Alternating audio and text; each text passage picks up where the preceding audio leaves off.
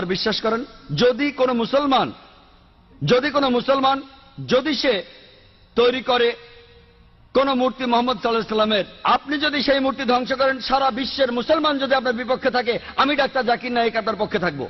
কারণ মোহাম্মদ সাল্লাল্লাহু আলাইহি সাল্লামের মূর্তি তৈরি করা সম্পূর্ণ নিষেধ।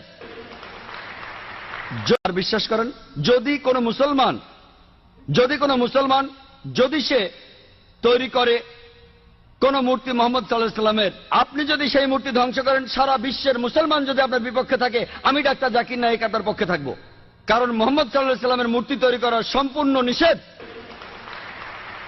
আর বিশ্বাস করেন যদি কোনো মুসলমান যদি সে তৈরি করে কোন মূর্তি মোহাম্মদ সাল্লাল্লাহু আলাইহি সাল্লামের, আপনি যদি সেই মূর্তি ধ্বংস করেন, সারা বিশ্বের মুসলমান যদি আপনার বিপক্ষে থাকে, আমি ডাক্তার জাকির নায়েক আপনার পক্ষে থাকবো।